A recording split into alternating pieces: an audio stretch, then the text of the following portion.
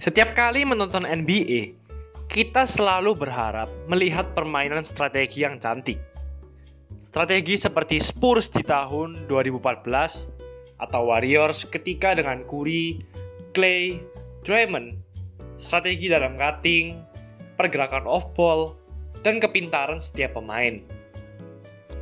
Bila membandingkan Miami Heat 2020 dengan kedua tim tadi, dari gaya permainan dalam menciptakan open shot, mungkin tim inilah yang paling dekat dengan kedua tim tersebut. Dan sekarang, tim ini memang sedang panas-panasnya. Di awal NBA Restart, tim ini memimpin semua tim dengan 337 umpan tiap game dan punya offensive rating di angka 114. Mereka sangat mahir dalam memainkan strategi cantik. Sebelum lanjut, jangan lupa like dan subscribe ya. Simak ulasan berikut ini. Satu area yang banyak sekali mereka gunakan dalam offense adalah low dan high post. Lihatlah skema berikut. Mereka memberi umpan ke Iguodala di low post, namun ia tidak terlihat akan mencetak angka. Dan kita melihat beberapa aksi di sini. Olynyk memberi screen ke Hill, dan ketika Hill melihat Giannis terkecoh ke Iguodala, Olynyk pop keluar untuk mendapatkan open 3 points. Menggunakan split screen terlihat simple, namun itu adalah konsep yang menarik saat low post.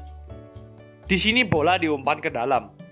Olynyk memberi screen, dan ketika pemain switch bingung dan terkecoh ke Butler, Olynyk menjadi terbuka dan menembak. Namun tidak selalu harus menembak ketika terbebas akibat screen. Di sini Olynyk mengumpan ke dalam, Iguodala melakukan screen, sekaligus Crowder juga screen bersamaan hingga mengecoh semua defender. Di sini Dragic terbebas dari potensi terjadinya helping, memudahkannya dalam one-on-one. Hal tadi juga berlaku di high post, di mana mereka sangat handal memanfaatkan big man mereka. Di sini umpan ke Adebayo, lalu Robinson screen ke Herro, dan Herro hanya perlu membaca defense. Di sini ia mengecoh defender dengan backdoor. Heat menggunakan high post ketika lawan mereka bermain dengan small lineup atau tanpa big man. Di sini terjadi switch setelah Olynyk melakukan screen. Perhatikan cara Miami Heat mengumpan ke Olynyk di high post, dan 3 guard berotasi untuk mengecoh lawan.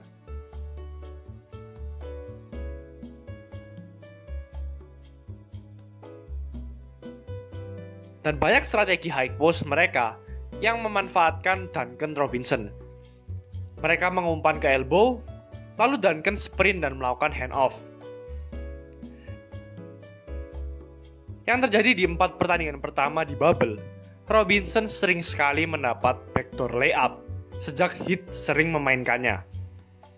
Di sini Matthews melakukan top block untuk mencegah Robinson menerima screen.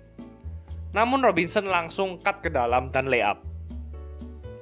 Berikut ini adalah sebuah play yang menggambarkan kepintaran pemain Heat.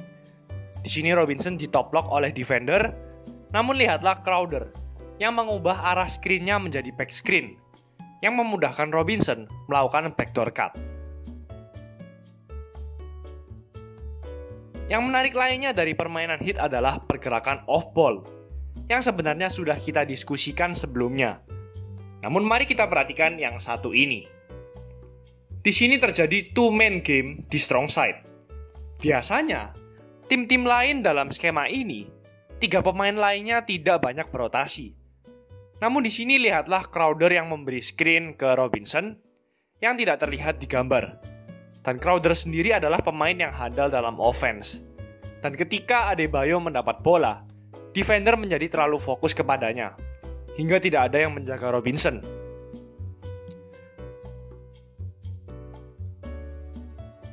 Lihatlah skema berikut yang mirip dengan skema sebelumnya. Terjadi pick and roll di top, dan biasanya off-ball defender akan memperhatikan bola, sehingga Iguodala yang bukan shooter handal melakukan screen untuk Robinson. Di sini Robinson terbuka, namun Dragic sudah terlanjur passing ke Adebayo, dan untungnya Iguodala mendapatkan rebound. Berikut ini merupakan pertandingan yang sama, 1 menit dari skema sebelumnya. Di sini kita melihat play yang agak membingungkan. Namun lihatlah Iguodala yang memberikan hammer screen hingga membebaskan Duncan Robinson. Namun pemain yang paling aktif dalam pergerakan off-ball adalah Duncan Robinson, yang bisa berlari melewati screen, namun juga bisa menjadi screener. Di sini ia memberi back screen ke Hero karena George Hill menempel kepadanya, hingga membebaskan Hero melakukan cutting. Menurut saya, pergerakan off-ball masih masuk dalam underrated skill di era ini. Namun Miami Heat punya pemain seperti Jimmy Butler dan Duncan Robinson yang sangat handal dalam melakukan hal ini. Di sini bola berada di top, dan ada Robinson serta Hero di sayap dan corner. Dan yang mereka lakukan adalah bertukar posisi. Yang terjadi adalah 2 defender Nuggets menjaga daerah low dan membuat Hero terbuka, hingga membuat open threes bagi Nunn. Heat sering melakukan hal seperti ini. Saya tidak terlalu yakin ada statistik yang bisa menggambarkan betapa cantiknya pergerakan dan aktivitas Miami Heat ini. Namun mereka mencetak rata-rata 13,7 points per game dari cutting yang memimpin dalam liga. Mari kita berpindah ke sebuah konsep yang digunakan Miami Heat saat offense, yang bernama quick hitter style.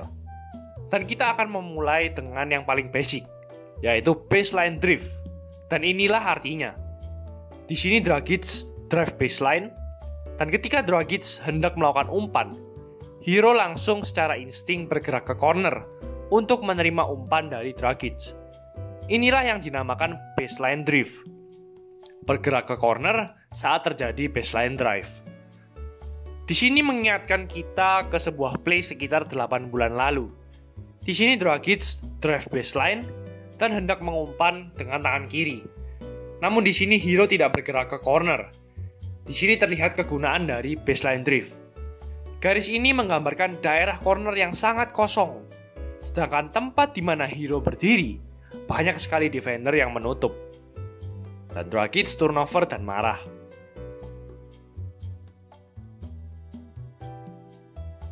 Tetap di baseline drift, Miami Heat juga menggunakan yang namanya slot cut.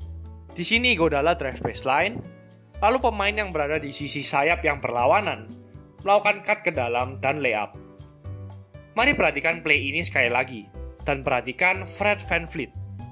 Ia menjaga Nunn, namun alasan mengapa cutting ini bekerja dengan baik adalah karena rotasi VanVleet menutup Jimmy Butler yang ditinggal oleh Anunoby karena melakukan helping.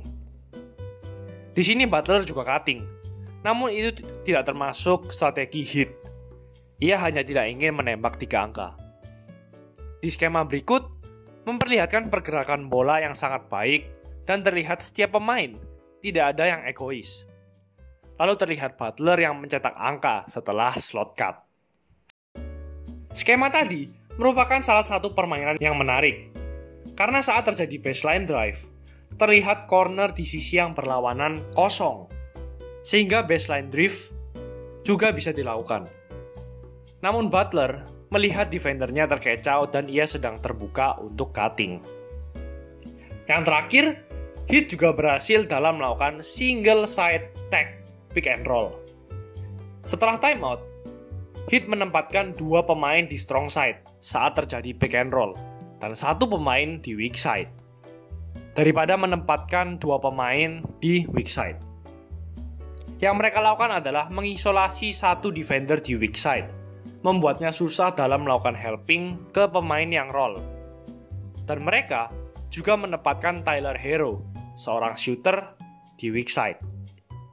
Jadi ketika DiVincenzo tetap menjaga Hero, itu membebaskan Derrick Jones melakukan roll. Di sini ada contoh lain.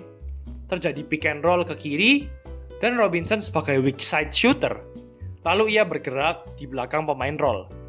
Ini dinamakan shake, dan menyulitkan Siakam yang berada di single side tag spot untuk recover ke Robinson. Itulah ulasan episode kali ini. Heat berhasil memainkan permainan basket yang cantik dan pergerakan umpan dan smart play. Jangan lupa like, comment, dan subscribe jika Anda suka dengan episode kali ini. And thanks for watching. I'll see you in the next video.